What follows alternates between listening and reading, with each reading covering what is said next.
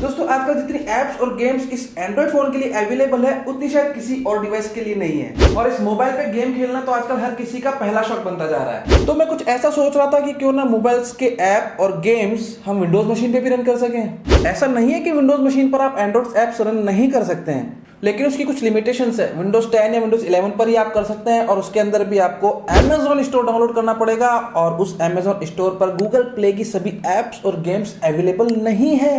तो फिर सोचने वाली बात यह है कि ऐसा क्या किया जाए कि हम हमारे किसी भी सिस्टम के अंदर गूगल प्ले की सारी एप्स और गेम्स को इंस्टॉल कर सके और उन्हें रन कर सके। तो आपको इतना ज्यादा सोचने की जरूरत नहीं है, बस वीडियो को कंप्लीट देखिए, वीडियो को लाइक कीजिए और चैनल पर नए हैं तो सब्सक्राइब कीजिए और बस काम हो जाएगा।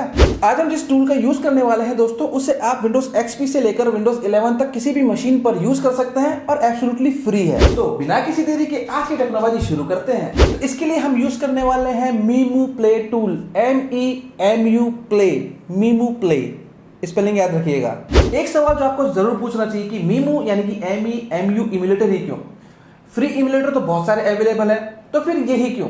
देखिए, सबसे खास बात तो यह है कि इसके अंदर प्ले स्टोर की सारी एप्स और गेम्स आपको मिल जाते हैं और जितने भी मोस्ट पॉपुलर गेम्स हैं जो आप एंड्रॉइड मोबाइल के अंदर यूज करते हैं वो सारे आपको इसके अंदर मिल जाते हैं। अगर कोई ऐप या गेम आपको MEMU प्ले पर नहीं मिलता है तो आप third party APK file download करके भी उसे अपने सिस्टम के अंदर इंस्टॉल कर सकते हैं। तो सबसे पहले हम बात कर लेते हैं इसकी मिनिमम सिस्टम रिक्वायरमेंट के बारे में। आपके पास इंटेल या AMD का मिनिमम 2 कोर का प्रोसेसर होना चाहिए। इसको रन करने के लिए आप इसे विंडोज XP से लेकर विंडोज 10 तक यूज कर सकते हैं और अगर आप इसे विंडोज 11 में यूज करना चाहते हैं तो इसके लिए OpenGL 2.0 आपके सिस्टम के अंदर होना चाहिए। और जो सबसे मेन बात यह है कि आपके सिस्टम के अंदर वर्चुअलाइजेशन टेक्नोलॉजी अनेबल होनी चाहिए, जिसे कि आप बायोस में अनेबल कर सकते हैं। अगर आप 32 बिट की विंडोज का यूज कर रहे हैं तो मिनिमम 2 GB रैम की जरूरत है और 64 बिट का यूज कर रहे हैं तो 4 GB रैम की जरूरत पड़ेगी और आपको कम से कम 5 GB का हार्ड ड्राइव फ्री स्पेस अपने सिस्टम के अंदर होना चाहिए। अगर आप SSD यूज कर रहे हैं तो ज्यादा बेहतर रहेगा। तो दोस्तों इसके लिए आपको MEMUplay.com वेबसाइट के ऊपर आना है। तो यहाँ पर आपको इसका इंस्टॉलर मिल जाएगा, डाउनलोड बटन पे क्लिक कर सकते हैं या फिर यहाँ पर आपको इसका ऑफलाइन इंस्टॉलर भी मिल जाएगा। तो सिंपल है, ऑफलाइन इंस्टॉलर पे क्लिक कीजिए, तकरीबन 563 MB का ये साइज है, डाउनलोड कर लीजिए। इसके बाद सेटअप के ऊपर राइट क्लिक कीजिए, रन एज एडमिनिस्ट्रेटर करके ओपन कीजिए, सिंपल इंस्टॉल कर लीजिए एंड लॉन्च नाउ। तो फर्स्ट स्क्रीन आपको कुछ इस तरह की नजर आती है और जो परसेंटेज आ रहा है दोस्तों इसमें ये लोड हो रहा है। तो फर्स्ट स्क्रीन के अंदर आपको ये दिखाता है कि देखो आपको क्या क्या करना है और कैसे कैसे आप इसको यूज कर सकते हैं। इसका जो सारा इंस्ट्रक्शंस है वो ये सबसे पहले शो करता है, तो आप इसे सिंपली क्लोज कर दीजिए। और इसके बाद आपको कुछ इस तरह की फर्स्ट स्क्रीन नजर आती है जिसके अंदर कुछ मोबाइल का ही व्यू आपको नजर आता है। जैसा कि आप यहाँ पे देख सकते हैं, प्ले स्टोर अवेलेबल है, कुछ एप्लीकेशन है, फाइल मैनेजर है, गैलरी है, ये सारी चीजें जो कि मोबाइल में होती है। इसके बाद सिंपली आपको करना क्या होगा, आपको सबसे पहले करना होगा एक मेल आईडी से लॉगिन। तो लॉगिन करने के लिए आप प्ले स्टोर में जाइए, ठीक है, यहां पर आपको मिलेगा sign in option and email ID password डाल करके इसे अपने डिवाइस से परमिशन दे दीजिए।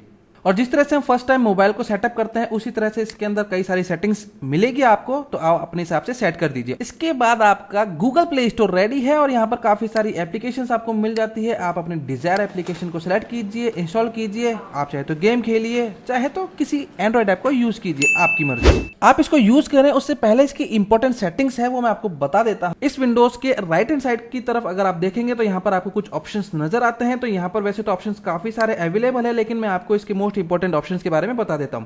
तो सबसे पहला वाला जो ऑप्शन है दोस्तों ये फुल स्क्रीन का है। तो इस पर अगर आप क्लिक करेंगे तो ये जो आपकी विंडो है ये फुल स्क्रीन के ऊपर चली जाएगी और इसके बाद अगर आपको वापस विंडो मोड में आना है तो F11 का प्रेस करके नॉर्मल मोड में आ सकते हैं। सेकंड ऑप्शन यहां पर आपको मिलता है की मैपिंग का। अगर आप गेम के शौकीन हैं तो यहां से आप अपने गेम्स के कंट्रोल्स को सेट कर सकते हैं, कॉन्फ़िगर कर सकते हैं। यहां पर जनरल और एडवांस मोड दिए गए हैं, इस हिसाब से आप यहां पर पूरी गेम की सेटिंग कर सकते हैं। जो थर्ड ऑप्शन है दोस्तों जिसके अंदर आपको थर्ड पार्टी एप्लीकेशन को इंस्टॉल करने का फीचर दिया गया है। ऐसी एप्लीकेशन जो कि आपको इस प्ले स्टोर पर अवेलेबल नहीं है, थर्ड पार्टी, आप APK फाइल डाउनलोड कीजिए, सिंपल है, उसे नेविगेट कीजिए और ओपन पे क्लिक कीजिए। इससे आप अपने इस MEMU के अंदर थर्ड पार्टी एंड्रॉइड ऐप्स को भी इंस्टॉल कर सकते हैं।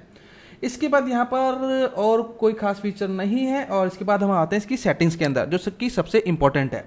तो सबसे पहले ऊपर आपको मिलता है इंजन। अगर आपका सिस्टम लो कॉन्फ़िगरेशन का है तो यहां से आप इसकी सबसे लो प्रोफाइल सेट कर सकते हैं और मीडियम है तो मीडियम, और अगर आपका हाई एंड पीसी है तो आप टॉप वाली भी प्रीसेट्स सेट कर सकते हैं। ठीक है, इसके बाद डिस्प्ले का ऑप्शन आता है। डिस्प्ले आपके स्क्रीन रेजोल्यूशन पे डिपेंड करता है, आपके जो स्क्रीन का साइज है वो कितना है और उसके अंदर कितना डीपी आप चाहते हैं, यहाँ से आप सेट कर सकते हैं। और इसके बाद आता है फ्रेम रेट।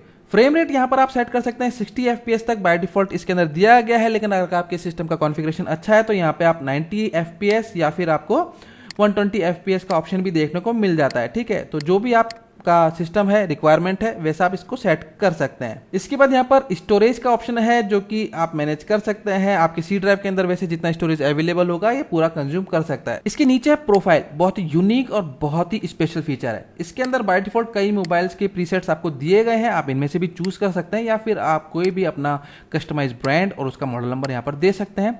और यहाँ पर आप कोई भी वर्चुअल ऑपरेटर सेलेक्ट कर सकते हैं। यहाँ पर वर्चुअल कंट्री सेलेक्ट कीजिए और इसके बाद वर्चुअल ऑपरेटर सेलेक्ट कीजिए और इसके बाद कोई भी आप वर्चुअल मोबाइल नंबर जनरेट कर सकते हैं और उसी का ही एक वर्चुअल IMEI नंबर भी यहाँ पर जनरेट हो जाता है। ठीक है, ये काफ़ी काम की चीज़ है, क्या काम में लेना है ये आप खुद सोच लीजिए। ठीक है, इसके बाद नंबर आता है नेटवर्क का। नेटवर्क के अंदर आप यहाँ पर कोई भी फेक वाईफाई हॉटस्पॉट अपना जनरेट कर सकते हैं, जो आप चाहें वो नाम यहाँ पर आप दे सकते हैं। ठीक है, इसके बाद यहाँ पर आपको फेक मैक एड्रेस देखने को मिल जाता है और इसके बाद किस तरह का नेटवर्क कॉन्फ़िगरेशन आप चाहते हैं वो आप यहाँ पर डिसाइड कर सकते हैं। इसके बाद डिवाइस ऑप्शन आता है कि माइक्रोफोन आपको कौन सा यूज़ करना है, अगर आप मल्टीपल माइक्रोफोन का यूज़ कर रहे हैं तो ऑडियो ड्राइवर कौन सा यूज़ आना चाहिए साउंड के आउटपुट के लिए, इनपुट के लिए, और कैमरा आप कौन सा यूज़ करना चाहते हैं। ये एक तरीके से आप वर्चुअल कॉलिंग अगर आप करना चाहते हैं, वीडियो कॉलिंग करना चाहते हैं, ऑडियो कॉलिंग आप किसी को करना चाहते हैं या फिर इसी के जरिए व्हाट्सअप कॉल या और कोई कॉल करना चाहते हैं तो ये फीचर बहुत ही ज़्यादा यूज़फुल है।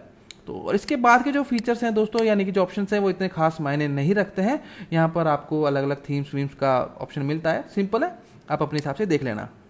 आई होप दोस्तों अब आपको अपने एंड्रॉइड एप्लीकेशन को किसी भी सिस्टम में रन करने के लिए कोई भी परेशानी नहीं होने वाली है। दोस्तों वीडियो अगर यूजफुल लगी है ना तो लाइक जरूर किया करो यार, क्योंकि आप लाइक करोगे तो मुझे और ज्यादा मोटिवेशन मिलेगी अच्छी अच्छी वीडियोस बनाने के लिए। और चैनल पे नए हो तो सब्सक्राइब करो और बेल आइकन को भी प्रेस करो, क्योंकि उसी की वजह से इन अच्छी अच्छी वीडियोस के नोटिफिकेशन आपको रेगुलर मिलते रहेंगे और आप कोई भी ऐसी इन्फॉर्मेटिव और इंपॉर्टेंट वीडियो मिस नहीं करेंगे। मुलाकात होगी अगली वीडियो में। Good bye.